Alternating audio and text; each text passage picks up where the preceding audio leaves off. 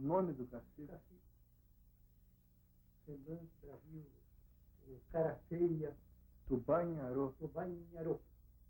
E que já nas cartas portuguesas, de 1614, os jesuítas diziam que o tubarão era uma currutela do Tubá-Inharô, difícil de ser guardado e lembrado. Né? Então, nós já vimos que a verdade tende para a currutela do Tubá-Inharô e não a origem do peixe. Então, daí veio um pequeno desmentido de Tubarão, negando aquela afirmativa profética, aquela profecia, dizendo que em 74 uma cidade com o nome de um peixe seria destruída. Nós sofremos o cataclismo, sofremos essa tragédia tremenda, e nós vemos que o nome de Tubarão não é do peixe. Lá em cima nas oficinas, o cara estava cavando assim, e depois achou um aparagato, e depois foi puxar aparagato, era a perna do homem. Era a perna do cara? Era a perna do cara. Eles tiraram muita gente no lobo, assim, enterrado. Mulher, homem, criança, tiraram muita gente enterrada. Lá eles fizeram um buraco lá atrás do cemitério, só enterrando gente. Você acha que deve ter morrido mais ou menos quantas pessoas? Umas 2.000 e pouco. Ou segunda, e quarta e sexta eu vou fazer Vai calcular. Eu recebo feijão, arroz, farinha, açúcar, café, massa, sal, trigo, farinha de milho, e quando eles têm peixe, eles dão peixe. Já recebeu agasalho? Não, não recebi nada. Sou Marcinho, sou uma fotógrafo aqui. Há quantos anos? 12 anos. 12 anos em junho, vai fazer 12 anos que estamos aqui trabalhando. O senhor gosta daqui do Tubarão? Gosto muito. Gosto do povo e principalmente da natureza aqui, as praias, as montanhas, enfim. Bem, estive todo o tempo da enchente que estive na catedral vendo e pensava em fotografar, mas eu não pude passar para vir para este lado do foto. E somente segunda-feira às 3 horas da tarde que eu consegui passar, que os militares deixaram passar. Inclusive naquela hora tinha gente nadando com colete salva-vidas. Estava nadando aqui no asfalto, que dava água muito alta. Mas eu consegui passar e comecei a fotografar aqui mesmo, aqui da sacada. Um dilúvio desse, eu acho, ninguém nunca esperava em Tubarão, né? Eu acho que se der uma enchente dessa, como deu em Tubarão, em qualquer cidade do Brasil, eu acho que vai muita gente, morre muita gente, como aconteceu aqui em Tubarão. Né? E essa ali na frente minha, e os filhos tudo, uma no pescoço do meu marido, saindo tudo, uma gritaçada por ali afora, a correnteza faltava carregar nós desesperados, estava vendo que morrer de mamãe. Como é que você falou que sua casa aqui? Aqui. Onde? Aqui. Aquela ali? É. Encontraram muita coisa por aqui, gente morta, não? Não sei dizer isso eles contam aí, mas acho que é aqui. Porque tem nego aí que diz que ele morreu 3.000 pessoas, 2.000. Mas o mais certo acho que é 600. 600 pessoas. Quando foi domingo, mais ou menos às 6 horas da tarde, a água já estava na telha da minha casa. Assim. Minha casa tem estava mais ou menos com 4 metros de altura. Então ela já estava na telha em cima. Aí apareceu um tenente aí, ele pediu que nós escapássemos para Imbituba. Aí escapemos para Imbituba, num ônibus. Então foi uma porção de família para lá, que nós procuramos o lugar mais alto que tinha. Aí o tenente disse para nós que nós escapássemos, que a água estava vindo cada vez mais. Né? Ficamos 13 dias. Então depois dos 13 dias nós viemos, a nossa casa estava ali. Abastece, mãe, abastece. Cuidado, ficamos sem nada, que tinha dentro carregou tudo. E ela ainda ficou ali porque ela engalhou na outra, senão ela tinha vestido para baixo. Aí eu, quando eu aproveitei, foi um pouco de telha aí, estou juntando um pedaço para ver se a gente se recupera um pouco. Né? O senhor procurava o quê? Por realejo, um instrumento que já tem mais de 100 anos. Faz mais de 100 anos que veio da Alemanha para o Brasil. Tocava o hino nacional francês, o brasileiro, italiano. Tudo música, La Paloma, música do século passado. E o senhor acredita que ele esteja embaixo da casa? Ou está aqui nesse buraco, ou está no fundo do aterro que tem lá. A primeira coisa que o senhor pensou em procurar era esse Que relé? dúvida. O senhor toca o relé? Isso. Não, mas isso é automático, toca por si, aquilo que a gente coloca uns 100 réis daquele antigo, dá a corda, aí toca duas vezes a música. Era de sua família? O meu pai comprou para mim quando eu tinha 6 anos de idade. Eu nunca quis me desfazer porque toda a família gostava daquele instrumento. Eu sou o 18º filho de uma família. Família Ilho. O senhor, como vê tubarão agora? O senhor acredita na reconstrução de tubarão? Ou o senhor... É obrigado a reconstruir de novo. Não pode ficar assim. Tubarão sempre foi um centro. E sempre será, né? Como é que era o tubarão antes? Isso aqui nós estamos me contando. O comerciante, normalmente. O cara que era... Ué, rapaz, sabe que, de um modo, assim, não que a gente queira dizer isso com orgulho, sabe? Porque eu, no meu ramo de vida, eu trabalhava lá, praticamente no meio deles, ali na cidade, eu diariamente teria contato com eles, mas existia aqui, mesmo aqui no nosso bairro, Conhamo, na Madre, Congonhas, por aí, o comerciante não daria bola de posse alguma para um operário, ou mesmo que ele tivesse um nível de vida bem elevado, mas não queriam nem saber, sabe? Após a enchente, a gente vê os homens conversando com Deus, todo mundo, Salim, Bonjolo e tal, não esquecer daquele nível deles de vida, e acho então que controlaram, que acharam que são todo mundo igual, quer dizer que... O orgulho mesmo não se acaba, né? É uma coisa, né? E não tem necessidade, né? A pessoa pode ser bem lida, mas não precisa ter orgulho. Pra quê? Pois quando Deus quer... Compras por causa de uns 200 cruzeiros, eles não vendiam. Como antes da enchente, uns 4 dias, mandei o menino comprar sabão por causa de 200 cruzeiros, o homem não vendeu. Nós acostumados a comprar, nós vendemos.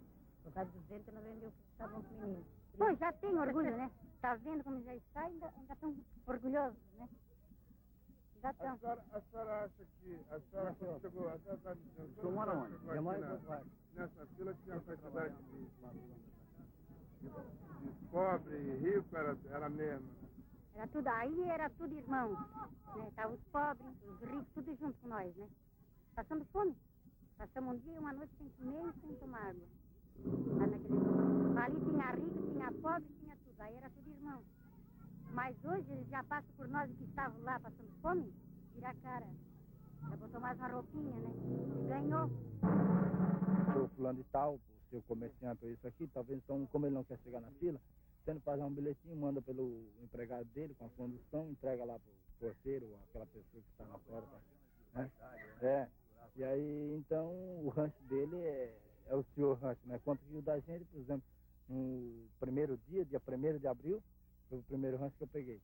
Mas não atingia nem meio quilo de arroz, feijão, farinha, açúcar, coisa, era menos mesmo, deveria ser umas 300, 400 gramas por aí. Quer dizer que para 6, 8 pessoas não teria nem cabimento. E no início eles davam um rancho hoje e marcavam daqui 8 dias ou 10 dias para a pessoa pegar o segundo, né? Quem é que estava fazendo isso no início? No início era o quartel. E agora, enquanto eles estavam tomando providência dessa parte aí, estava bem, porque o que eu ganhava, todo mundo ganhava, tá? Não existia o que a gente via sair, está vendo, como a gente consegue ver ainda, caminhões, chega lá, encosta uma caminhonete lá, aí eu vou parar um rancho de 5 quilos, 10 quilos de cada qualidade. O seguinte, o que te impressionou mais quando você chegou ali na fila para pegar comestível? Olha, como ponto de observação que mais me impressionou foi eu ter a oportunidade de perceber, de ver certas pessoas que eu jamais imaginava que eles poderiam estar na minha frente ou atrás de mim, na fila, pegando aquele mesmo rancho que eu estava pegando. Essa foi uma das partes que mais me impressionou. Você quer tentar recuperar esse colchão para você dormir? Ah, quero, então. Eu não tenho nada, você já me serve. 5 dias de sol, ele já dá para gente dormir. Mas ele está muito enterrado. Está tirando. Depois do rio abaixar, bem abaixado, aí dá para ele tirar. Aí a lama vai prender ele aí mais. Prendendo a vida já tá ruim.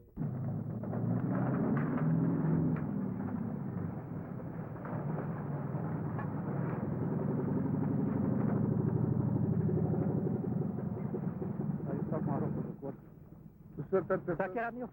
Isso aqui era seu. É. O senhor não deve nada disso aqui. O senhor está tirando Pra limpar. Para limpar e Pra para limpar. poder aproveitar É. o que escapou. Escapou. É isso mesmo.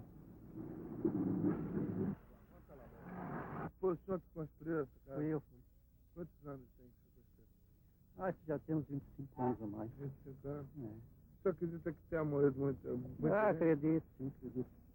Hoje eu ainda A falei. média de quanto o senhor acredita? O certo aí não sabe, né? Nem eles dão certo mesmo. Hoje ainda acharam dois cadáveres. Então, em construção que vai baixando, que vão tirando dizendo que eles entulham, vai aparecendo. Isso aqui as autoridades mantêm em sigilo. Mas, segundo os cálculos de algum que escapa alguma coisa para a gente, tem no mínimo 2.000 mortos. 2.000 mortos. Não sabendo quantos tem soterrado debaixo das montanhas. Não, isso aí vai ficar pro resto da vida pra gente, viu? Só daqui outras gerações que pode ser que esqueça, né? Mas o trauma mesmo, isso não vai sair. Você estava em casa quando aconteceu? Então, não, eu tinha chegado de Itapirubá, tinha vindo pra cá. Aí o pessoal disse, não, o rio está estourando, não sei o que, vai encher, até chegou um tio meu aí, só vocês saem de casa porque vai acontecer isso. Digo, não, aí não vai acontecer nada. Não vai acontecer nada. Então, não, mas vocês saem. A hora que eu quis sair mesmo não deu mais pra nada. Eu saí com a roupa do corpo e... Qual foi a sua primeira impressão, assim? O que você sentiu quando você viu, assim, essa água toda? A única hora que senti mesmo problema assim foi correr, né? Salvar, correr. O único problema era esse, era correr. Porque estava todo mundo correndo, todo mundo apavorado. Isso aí era uma coisa de louco. Aí eu fui lá na igreja falar, pedindo por amor de Deus para um helicóptero buscar eles, né? Aí disse que não tinham condições nenhuma, e também não dava, porque não dá para aterrissar lá. De jeito nenhum. E você foi chamado para reconhecer o corpo? Você foi? Não foi chamado. Você não foi chamado? Não. Só falei depois com o senhor que enterrou ele, né? Estou enterrado lá na Caeira, lá. Sim, o local lá não temos, nem sabemos onde é que é. Debaixo de uma figueira. Você chegou a pensar em sair de Tubarão? Não cheguei a pensar. Eles queriam, a família queria. Eu disse, não, eu não vou querer porque não adianta. Aqui é o meu lugar. Não vou sair daqui, não. Claro, você gosta. Eu gosto daqui. Não, eu não nasci aqui, nasci em Braço do Norte. Mas tu trabalha aqui e tudo, né? Trabalhamos com medicamentos, perdemos tudo também. Tudo. Não sei, eu não tenho nem explicação, viu?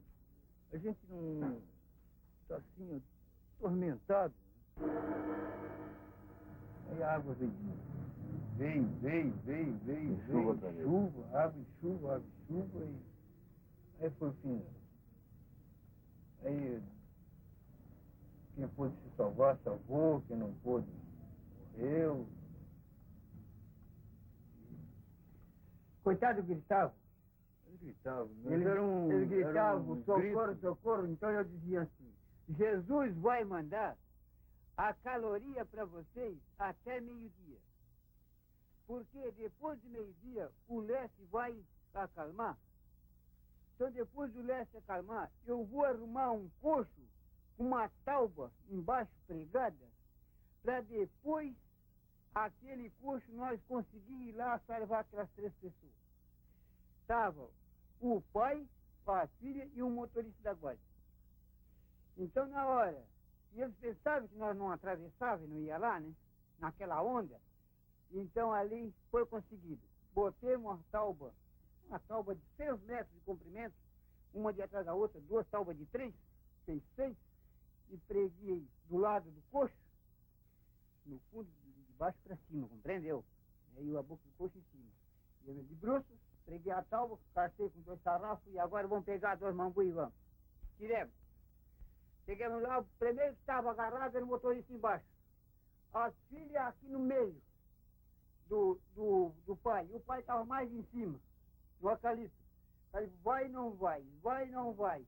Aí depois que eu motorista, ó, vai só um, porque a onda é muito forte, não dá. E fica 2 aí, vocês se agarram bem. Aí ficaram ali, levamos lá, viemos aquele lá, caiu no chão, ficou ali esbruçado, fizemos uma massagem nele, lavemos, depois demos um café com cachaça para ele, botamos na cama. Agora vamos lá buscar o outro. Chegamos lá, agora dali os dois, agora fica um e vai só um. Para não acumular no coxo, né? Porque o coxo é pequeno, a boca meia estreita para 4 pessoas. Agora fica um, vai só um lá e traz os 2. Nós fizemos lá e peguemos. Pô, sai vemos eles ali, olha para frente, as 200 pessoas do outro lado, homem. Socorro, socorro. Aí veio outro, com outro coxo de baixo, tira-se de lá, ele estava vendo o pessoal gritando lá, e veio pela beirada, quando eu me olhei assim, ó, se viesse agora, tu tem mais resistência do que eu, vê se tu vai lá salvar com as pessoas. Assim, não, então eu vou, e tu vai de atrás de mim? Ele estava com medo de ir, né? Olha, se acontecer o teu coxo virar, eu te salvo com esse aqui atrás. Aí tira, e vá. Isso é cobra? Mas cobra e bicho, mas rapaz, o sapo dá o pulando e aquelas cobraradas assim, enroscadas nas árvores. Então ele chegava assim, dava uma bocada na gente. E aí você tirava a cara fora, fazer o quê? O bicho está encarangado da chuva, né? Mas se ele parava, era. O sapo pediu que não mexesse na qualidade dos bichos, né? Então ali, então, o camarada lutava para lá e para cá. Cristão do céu. Ali eu salvei aquelas 200 pessoas. O guri estava na antena da vizinha e ele não conseguiu, nós gritando lá do grupo, você sobe, você vai pro forro.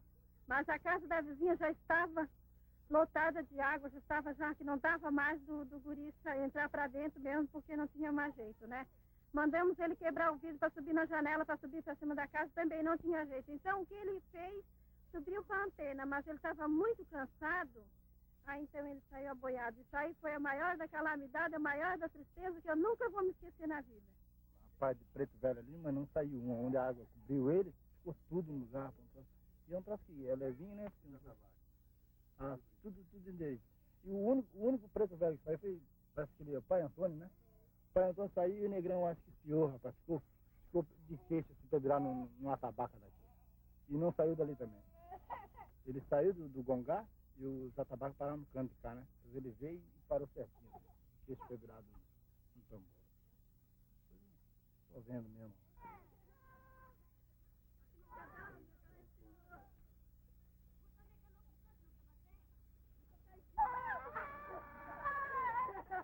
A senhora estava dizendo ainda há pouco que quando olhava de cima, inclusive dava a impressão, mesmo sabendo que era uma coisa terrível. Estava fabuloso, estava bonito, porque tudo que se via era só água, era pior que fosse assim, o mar grosso, entende? A correnteza muito forte e a gente só via as cumieiras da casa e pessoal grudado muitas vezes por cima, ali, aqui, ali, pedindo socorro. Então, de forma que aquilo era da própria tristeza que a gente tinha, lógico que estava com as filhas lá dentro, em cima, naquele terrível, lá em cima do forro, então no momento a gente tornava-se bonito, a gente vê o mar todinho, que era um mar só, não se enxergava quase nada, era só o mar. Quando carregava a casa, carregava tudo direto, quando carregava ficava sempre as comieiras da casa que a gente enxergava lá de cima do teto da casa, né? Então por fim tornava-se bonito. O que a gente podia fazer? Não dava mais para desesperar, não dava mais para descer. Então a gente tinha que por fim achar bonito, porque estava bonito mesmo. Na região toda se encontra o vestígio qualquer escavação mais profunda aqui na região encontra o berbigão, encontra o marisco, encontra uma série enorme de conchas, né, que hoje já não existe mais, tudo diferente. Quando construíram aqui a Sotelca, hoje direto do sul, aquelas fundações profundas foram tirar moluscos e toda sorte de conchas e caramujos. Isso aqui era realmente fundo de mar. E na rua, pelo menos. Isso aqui era um campo, o gado passava tranquilamente. Depois que nós abrimos, que ela baixou, ela ficou uns 2 anos. O antigo onde era? O rio antigo é esse aí. Tá, mas Aqui era só pasto. Aqui era só pasto. Até lá onde está esse campo aqui, abriu esse canal aqui, abriu aquele canal de lá. Falaram, uma vez seu pai não falou que antigamente era por aqui. Pois é, tinha um lá. Mas aquilo lá já estava tudo em campo. Mas lá furou tudo também, né? Hã? Aí deve estar lá, ó, fundo. Aí tem umas 8, 10 braços. Tá uma fundura. Agora, há muitos anos atrás, há milhões de anos atrás, a foz dele deveria ser aqui. Que é sempre que a água aumenta, a tendência natural dele é sair aqui. Sempre estoura. Agora, nunca nessas proporções. Nem em 1928, quando estourou a última vez, aconteceu isso. Agora ela está muito maior do que em 1928. Nós vamos proporcionar, com a retificação do rio e a fixação da Barra do Camacho, as condições de implantação e manutenção permanente da agricultura da nossa região, né? E com isso ficaria mais ou menos 15 a 20 mil hectares de terra que seriam recuperados no Tubarão. Terras altamente férteis que não necessitaria praticamente adubo ou corretivo de solo nenhum, porque essa camada de aluvião e detritos que vieram desses morros, tudo isso aí dá mais de 2 metros, 3 metros de terra fértil. Só, sob o ponto de vista econômico, só a abertura da barra representa uma Babilônia de dinheiro. Aqui, porque só de camarão, em função daquela abertura que não tinha mais camarão, não tinha mais nada aqui, nesse verão eles retiraram mais de 1 milhão de cruzeiros novos de camarão. Havia com informação do pessoal residente aí, é de que Pescador aí. Aqui morreu mais de 3 bilhões de camarão aqui, foi vendido aqui. Mais de 3? Mais de 3. Mais de 3 milhões de camarão, dinheiro novo agora. Feito dinheiro aqui, camarão daqui. quer dizer que o pessoal, apesar de tudo que aconteceu, das casas que levou, o pessoal está aí, está satisfeito e já está reconstruindo. Sob o ponto de vista econômico, para eles que residem aqui e vivem da pesca, a abertura é um maná do céu. Quando a enchente estava chegando, o que estava acontecendo com você? Estava doente. Estava doente de quê? Estava tendo filho? Era. A água estava onde na sua área? Na calçada. Na calçada? Você sentiu medo? Não senti medo não. Você sentiu na hora que... Não senti nada, uma coisa tivesse sido bom. Aí, quando eu cheguei na metade da viagem, uma sobrinha da mulher me disse que tinha enganado o René. Como é que você se sentiu nessa hora? Bom, aí eu não achei mais jeito, voltei da viagem. Sim. E a minha sobrinha me disse que tinha enganado o Nené, eu voltei de coração aberto. E quem estava aqui com você? Na casa, estava minha mãe, estava essa dona Mariquinha, mais uma senhora. Vocês saíram como, então? A água já estava alta? Já. Você saiu carregada, né? Fui no colo do meu pai. E neném? Neném foi no colo da avó. Saíram como? Foi de canoa. De canoa? Levou o menininho? O menininho ficou doente depois? Depois ficou. Ficou? Teve 4 dias doente. 4 dias? Simplesmente era boazinho, o menino burro. Então ficamos muito contentes com isso, né? Com a situação daquela que a gente estava. Aí, no outro dia nós voltamos, ela voltou, a mulher voltou, foi lá ver como é que ela estava. Mãe, eu estou boa.